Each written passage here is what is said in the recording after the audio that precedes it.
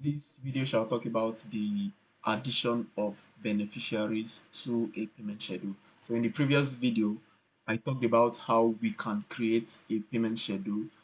If you haven't watched that, I would advise you watch that before proceeding with this video.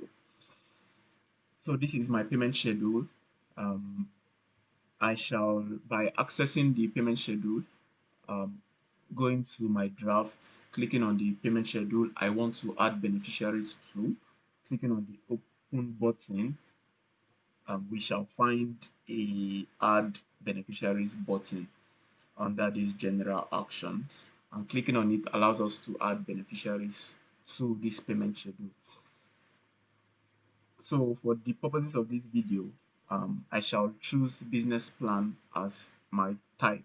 So I'm going to explain what these options are.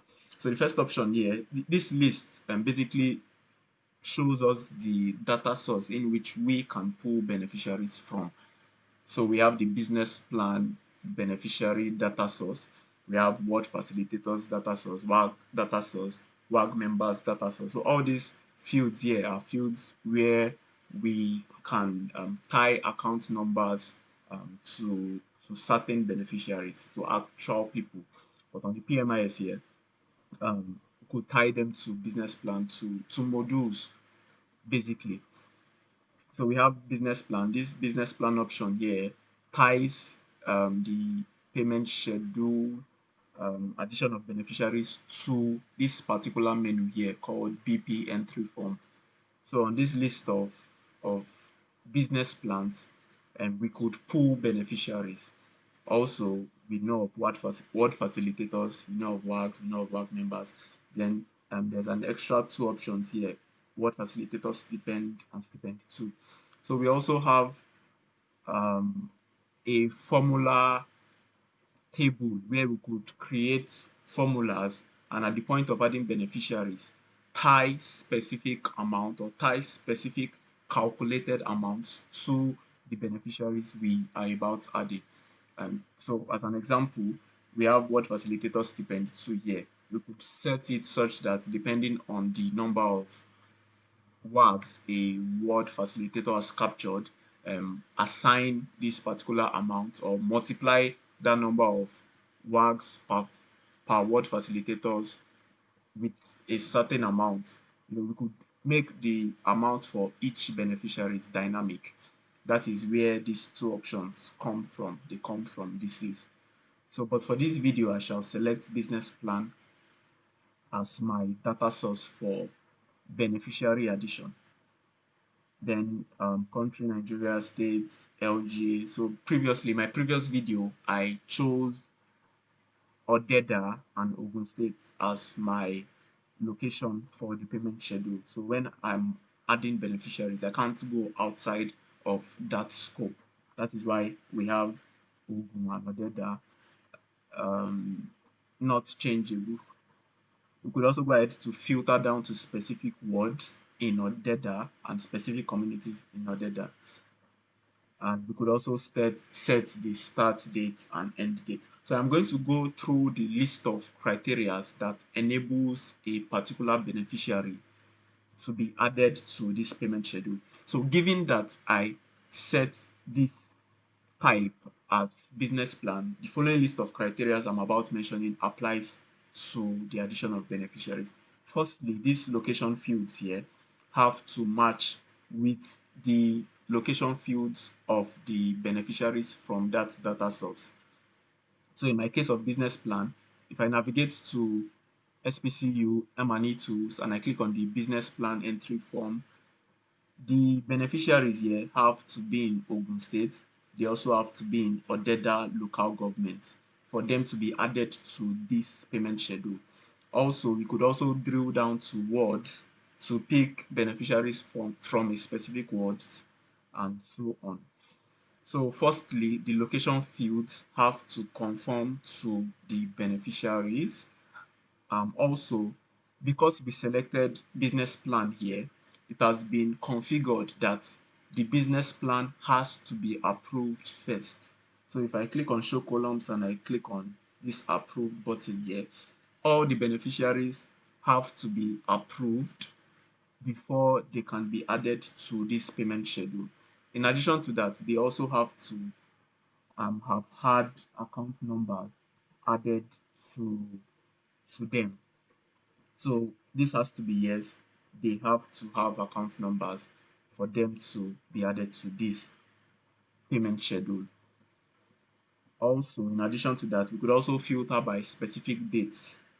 So if we want to pull beneficiaries whose date of submission was between 16th of November to 20th of January, we can do that here to pull beneficiaries within a specific date range, and not just the date, down to the time um, that beneficiary falls within.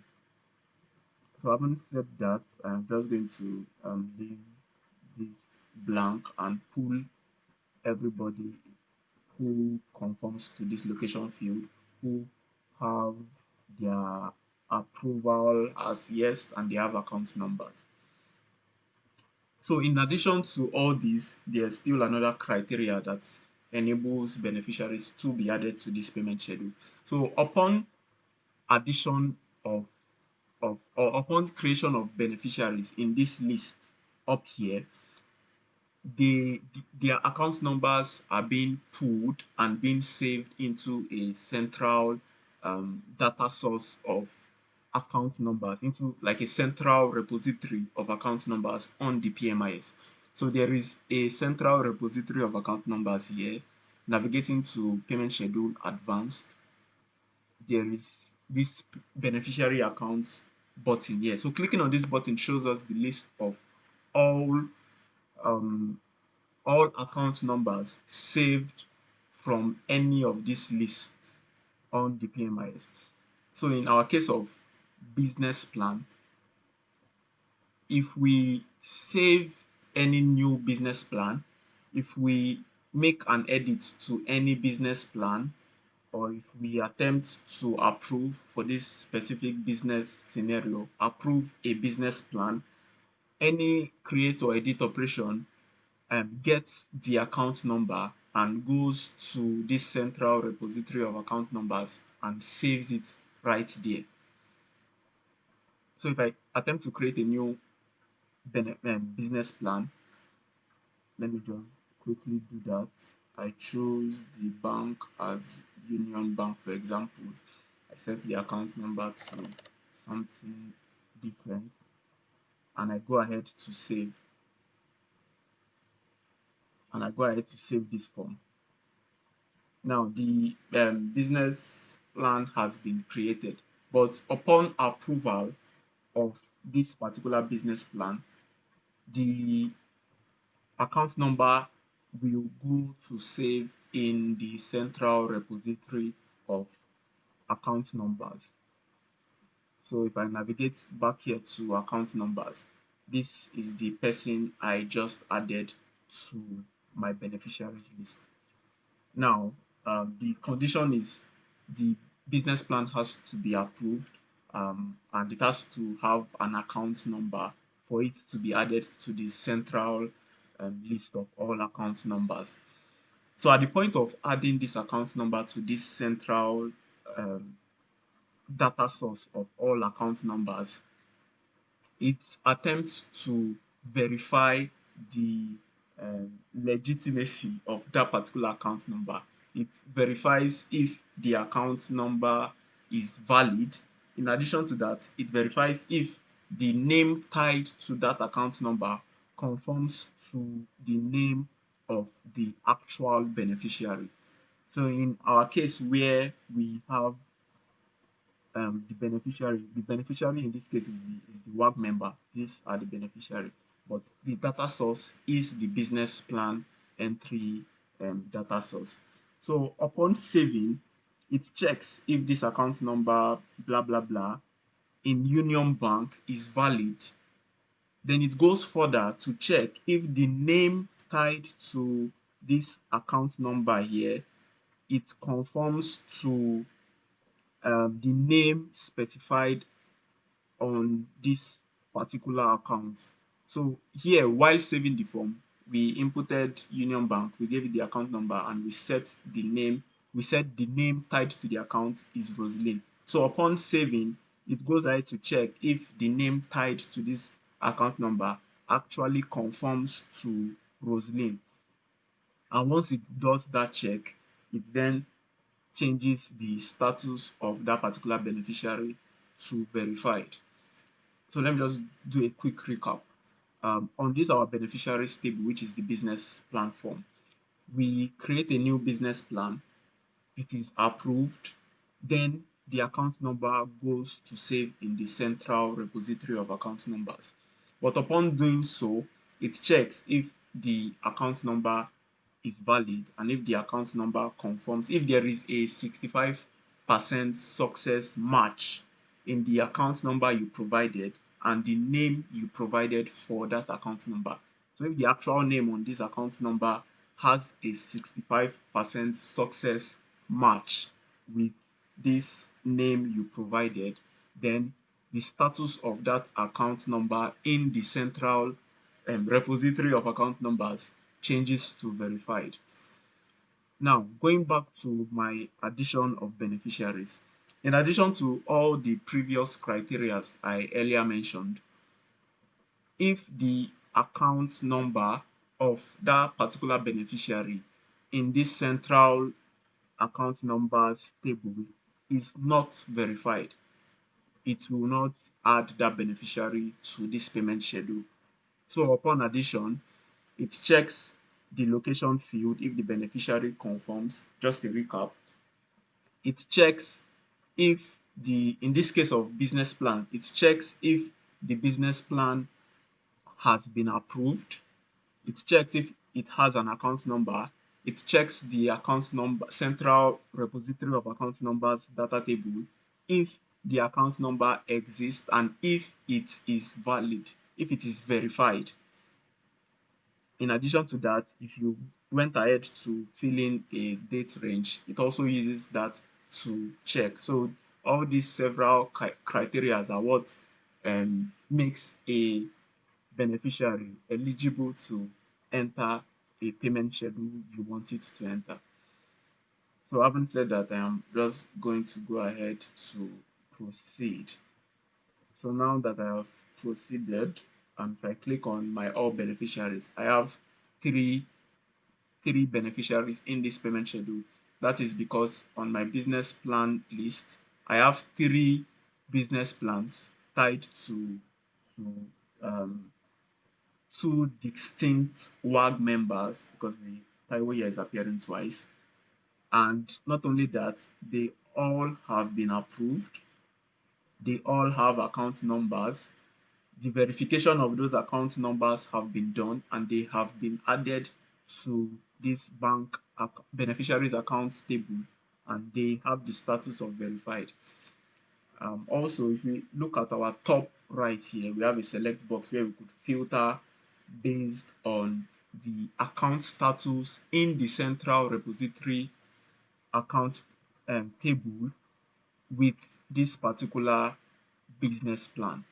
So if I set here to active, it is going to pull all the business plans who have an entry in the central repository account numbers table and their status is active. If I go to inactive, it does the same thing, shows us business plan who have an entry in the central repository data table and their status is set to inactive. Same thing for verified, same thing for failed. It shows us people whose account number in the central are failed. Then we have three more options here. Approved and accounts only shows us business plans whose approval is set to yes and they have account numbers. So whose approval is set to yes and the account numbers are also shown here.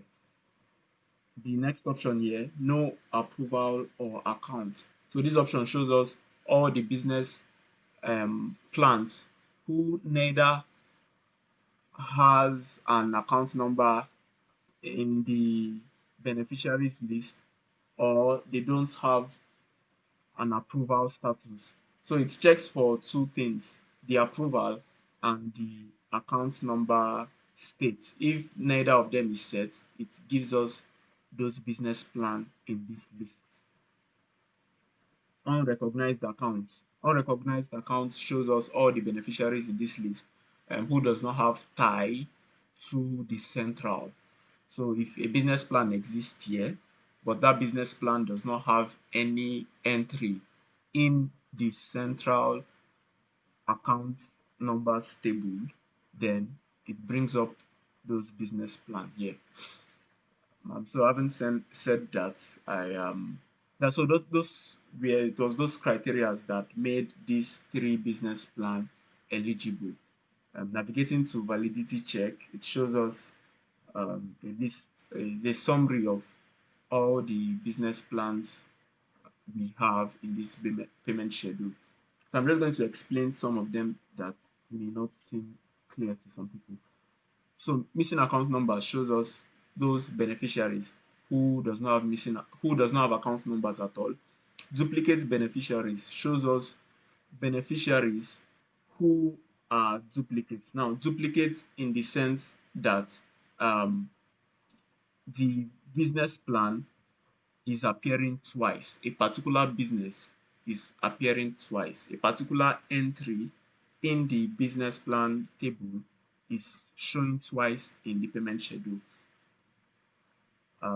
Then moving forward, distinct beneficiary names shows us those beneficiaries who have distinct name. Who does omitting the duplicates shows us the count of those beneficiaries that are not duplicated. In this case now, we have three business plans, but two of those business plans belong to one person. Now, this one person here is the WAG member. We have two business plans belonging to WAG member. So in total, we just have two persons, Juliana and Kawa. So that is what is referred to as distinct beneficiary names. Same account number, those who have the same account number in this list. Same account number and bank, those who have same account number and bank. This same account number and bank and name. The unique beneficiary shows us, in this case now, beneficiary is not the work member. Beneficiary in this sense is the business plan. So we have three distinct business plans, three unique business plans, which is what we have here, unique beneficiary. Then we have total number of beneficiary, which is three, and total amount due. So it is also worth mentioning that in the addition of beneficiaries to a particular payment schedule, the addition only appends to it. So if I come here to add beneficiaries to this list, I can't select from another source. So this list filters to only what I previously selected, which was business plan, and um, it, it adds to the list I have already created. So in the case where we come to this business plan and we make a new entry, we add new business plans to this list, but we want to add them to the payment schedule. Using these add beneficiaries appends to the already existing list of beneficiaries we have. So updating it does not mean those who were previously there before would leave. They would still be present. And also, at the point of um, creating the payment schedule, when it is still in the draft state, we can delete beneficiaries. So now the payment schedule is in the draft state. If it is still in this draft state and it is in the pending state, we would be able to see this delete button. But once it exceeds those states, we cannot delete beneficiaries again from this list. So I think that brings me to the end of adding beneficiaries to a payment schedule. Thank you.